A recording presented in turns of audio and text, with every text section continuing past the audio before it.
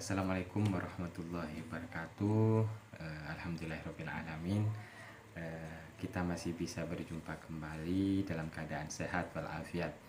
Nah, pada hari ini anak-anak, kita seperti biasa, seperti minggu kemarin di jam yang sama, kita belajar mata pelajaran Al-Quran Hadis. Nah, sebelum kita memulai pelajaran, alangkah baiknya kita berdoa bersama. Bismillahirrahmanirrahim. Rabbi zidni ilma warzuqni fahma, rabbi ishrah li sadri wa yassir li amri wahlul 'uqdatam min lisani yafqahu qawli. Amin. Nah, oh ya, nama Bapak, perkenalkan, nama Bapak Hasan Munadi. Nah, Bapak tinggal di sekitaran sekolah ini, di sekolah MI ini di belakang. Nah, Bapak sebelumnya Bapak akan mengabsen teman-teman, dan yang saya sebutkan namanya nanti mengacungkan tangannya agar Bapak tahu siapa orang itu. Nanti ketika kita berpapasan di jalan, ya kita bisa saling sapa, begitu adik-adikku. Nah, sekarang saya akan mengabsen teman-teman sekalian. Alfa hadir, Vina hadir, oke. Ahmad hadir, siapa ini? Zainuddin hadir, oke, hadir semua. Nah, gimana kalau misalkan sebelum kita beranjak ke materi, kita selawat bersama-sama? Gimana? Siap? Oke. Kita selawat, kita baca selawat an-Nahdli aja ya. Bismillahirrahmanirrahim. Allahumma salli ala sayyidina Muhammad salatan turawifu wa tunashitu wa tuhammisu bihal jihad liya wa i'la idinil islam wa tuhammisu bihal jihad liya wa i'la idinil islam wa izhari sya'airi ala tariqati jam'iyyati nahdlatil ulama wa izhari sya'airi ala tariqati jam'iyyati nahdlatil ulama wa ala alihi wa sahbihi wa sallim wa ala alihi wa sahbihi wa sallim. Allah Allah Allahu Allah, thabbit wansur ahlal jam'iyah nahdlatil ulama li'ala'i kalimatillah. Jam'iyah nahdlatil ulama li'ala'i kalimatillah. Alhamdulillah. Semoga kita mendapat berkah membaca selawat. Amin amin ya rabbal alamin. Nah, pada kesempatan kali ini, pada pembelajaran hari ini, Bapak akan menjelaskan tentang tujuan dari pada mata pelajaran hari ini. Bapak di sini kan akan menjelaskan tentang kandungan surat Ad-Duha. Nah, seperti yang kita ketahui bahwasanya Ad-Duha diturunkan itu pasti ada kronologinya. Kenapa Ad-Duha itu turun? Nah, nanti kita pelajari bareng-bareng. Oke? Nah, adik-adikku sekalian, kita hidup di dunia ya hanya sementara, dan kita akan kembali pada Tuhan yang Maha Kuasa. Nah, sebagai manusia lebih baik, bukan lebih baik, namun alangkah lebih baiknya menjadi manusia itu saling tolong menolong antar manusianya, saling membantu, saling menghormati, dan saling saling pengertian. Nah, adik-adikku sekalian, nanti ketika nanti kita mati, ketika nanti kita sudah berada di dalam akhirat itu sangat luar biasa, sahabat, adik-adikku sekalian. Kenapa sangat luar biasa? Karena di situ kita ditentukan nanti kita ditentukan masuk neraka atau surga. Nah, bagaimana di surga kehidupannya? Nah, ya kalau kita masuk ke surga berarti kita beruntung. Karena apa? Di dalam surga itu banyak apa yang kita mau itu ada. Misalkan kita minta buah, ya buah itu langsung ada gitu loh. Nah, sedangkan di neraka itu sangat mengerikan. Kalau kita di dunia memfitnah orang, lidah kita dipotong, habis dipotong kembali lagi, terus dipotong lagi. Kalau di dunia kita sering melihat maksiat, mata kita ini dicongkel, terus dikembalikan lagi, terus seperti itu berulang-ulang. Kalau di dunia kita kita melakukan, tangan kita melakukan yang nggak baik, seperti mencuri, nanti tangan kita itu dipotong, dikembalikan lagi, dipotong, dikembalikan lagi. Kira-kira seperti itu kehidupan di neraka. Begitu sangat mengerikan gitu. Nah, sebelum Bapak menjelaskan lebih lanjut, alangkah baiknya teman-teman adik-adik sekalian membentuk kelompok. Nah, kelompoknya akan Bapak tentukan siapa aja, kelompok 1, 2, dan 3. Nah, sekarang Bapak ingin membentuk kelompok pada pembelajaran hari ini. Alfa sama Vina, terus siapa namanya tadi?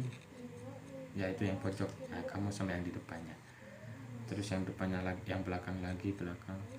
Nah, itu sama yang sampingnya itu. Nah, tinggal 2 lagi, itu yang belakang pojok kanan. Nah, itu sama yang di depannya. Kita akan membentuk kelompok untuk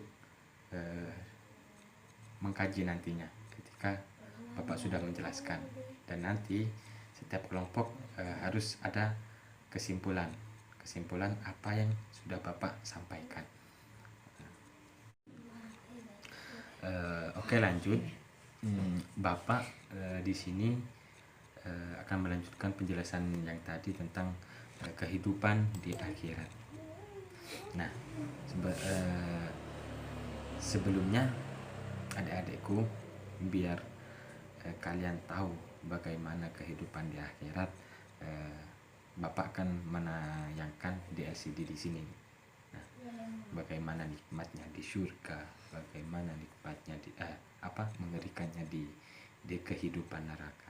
Nah, adik-adik sekalian bisa melihat di LCD di sini. Nah, itu.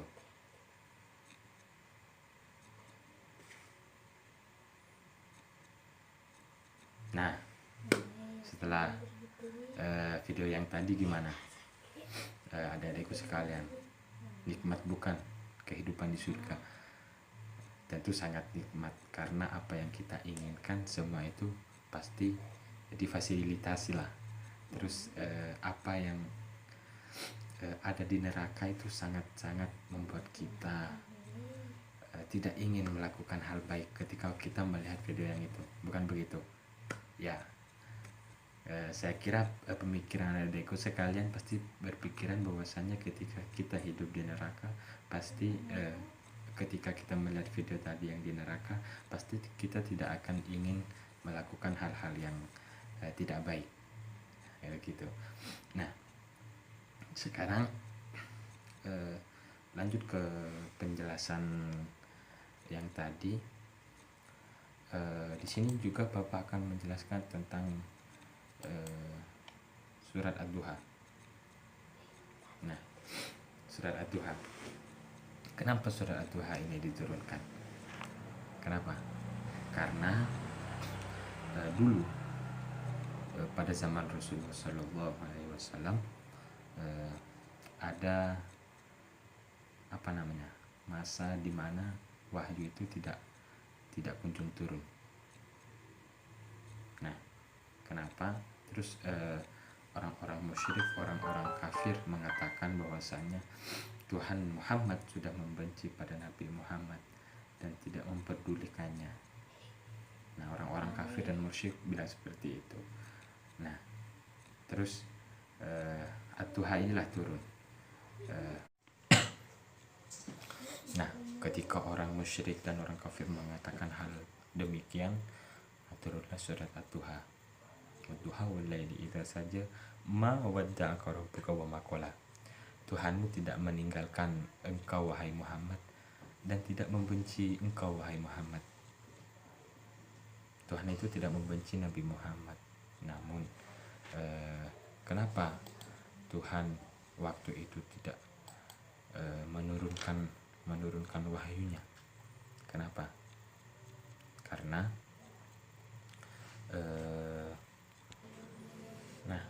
karena Allah itu mengingatkan masa lalu Nabi Muhammad agar beliau merasakan betapa besarnya kasih sayang dan rahmat Allah Subhanahu wa taala. Nah, yang kedua, Allah juga memberikan perhatian besar kepada Nabi Muhammad agar selalu melindungi anak yatim dan bersikap sosial terhadap orang-orang yang meminta-minta. Di surat Ad-Duha itu kan pada ayat terakhir itu fa'ammal yatima fala taqhar, maka terhadap anak yatim janganlah engkau selalu berlaku sewenang-wenang. Wa ammas sa'ila fala tanhar, dan terhadap orang-orang yang meminta janganlah engkau menghardik. Terus yang terakhir, ayat terakhir, wa amma bi ni'mati rabbika fahaddits, dan tetap nikmat Tuhan dan terhadap nikmat Tuhan hendaknya engkau nyatakan atau bersyukurlah. Nah, dari sini bukan berarti Allah itu tidak menurunkan wahyu kala itu, bukan berarti Allah itu benci sama Nabi Muhammad. Namun agar Nabi Muhammad itu mengingat masa lalunya, betapa besar nikmat Tuhan yang sudah dikasih sama Nabi Muhammad. Terus di sini juga dijelaskan tentang bagaimana kita bersikap sama anak yatim. Ya, kita harus bersikap ya seperti seperti orang yang seperti orang-orang yang samakanlah dengan orang yang terdekat sama kita. Jangan sampai kita bertindak sewenang-wenang terhadap anak yatim. Kenapa? Karena Nabi Muhammad itu adalah orang yatim. Terus terhadap orang yang meminta-minta juga jangan menghardik, jangan mencela, jangan mencemooh, jangan. Karena orang meminta itu karena mereka itu emang sudah tidak punya uang untuk makan. Nah, jangan sampai kita menghardiknya atau mencemoohnya. Terus Wa amma bi ni'mati rabbika fahadits. Dan terhadap nikmat Tuhan kita harus mensyukurinya. Kita kan sudah dikasih nikmat Islam, nikmat iman, sehat, sehingga kita bisa sekolah seperti ini. Itu merupakan sebuah nikmat Tuhan. Ya, kita harus mensyukuri hal itu.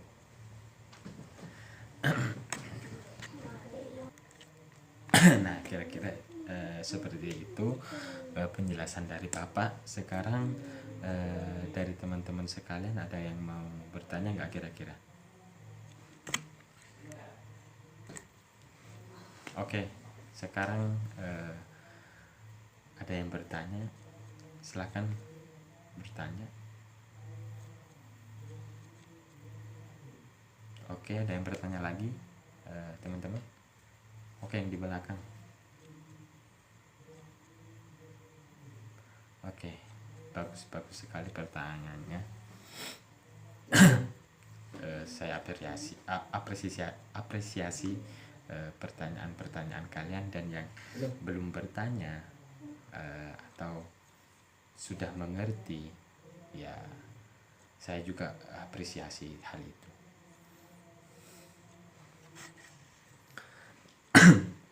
Oke, Bapak akan menjelaskan dari pertanyaannya ya, kamu yang di depan.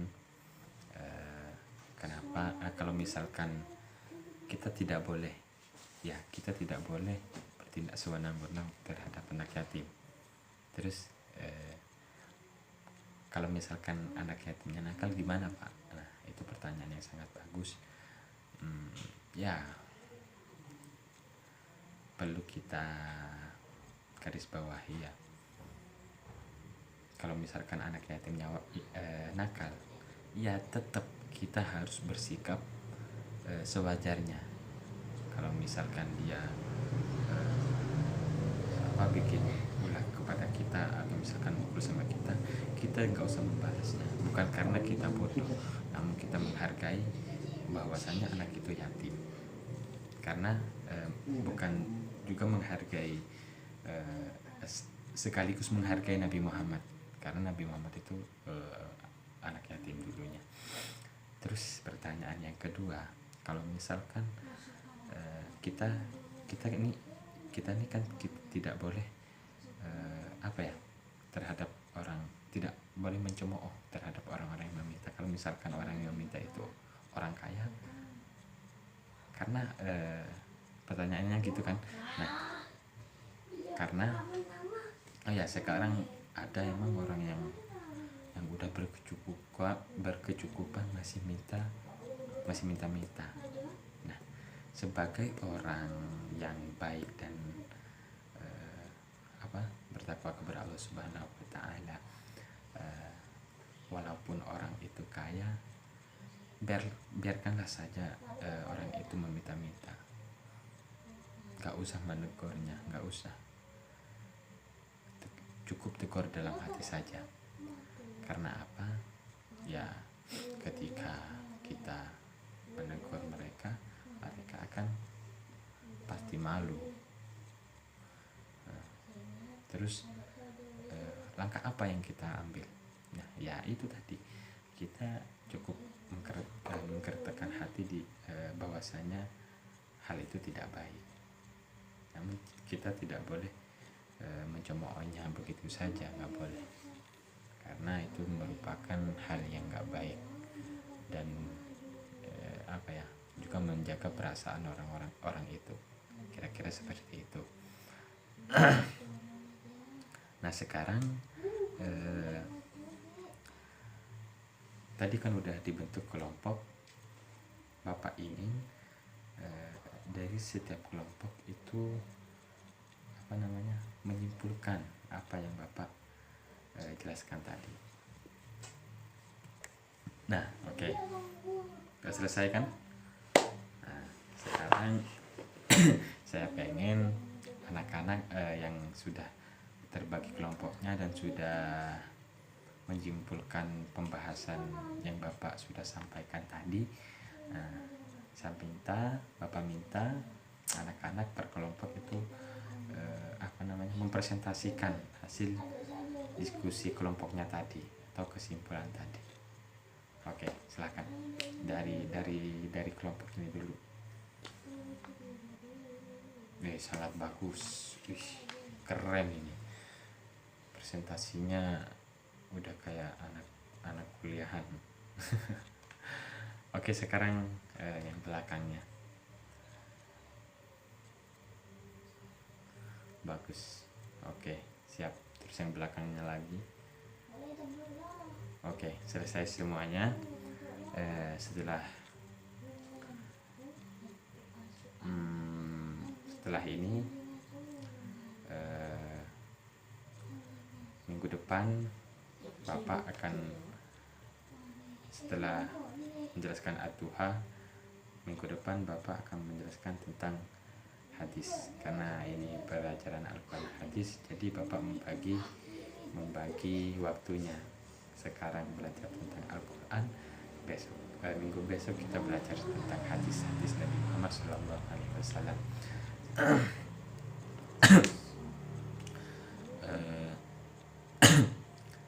Oke, sekarang kita simpulkan bersama-sama kesimpulannya dari pembelajaran hari ini. Oke, terus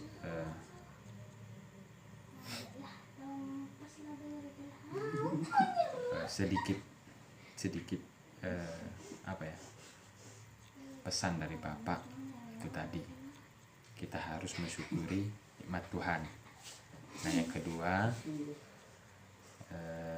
kita harus bersikap sosial, bersikap baiklah terhadap anak yatim. Terus bersikap baik juga sama orang-orang orang-orang yang meminta-minta. Nah, mungkin itu adik-adikku sekalian.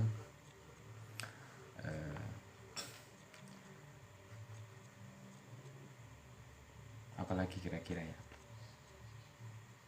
Mungkin itu saja pesan dari Bapak. Syukuri nikmat Tuhan, itu udah Tuhan berikan sama kita, sehingga kita bisa berjumpa di sini dalam keadaan sehat. Nah, itu harus kita syukuri. Terus mungkin itu saja ya adik-adikku. Sekarang sebelum kita pulang, langkah baiknya kita membaca doa bersama-sama. Bismillahirrahmanirrahim.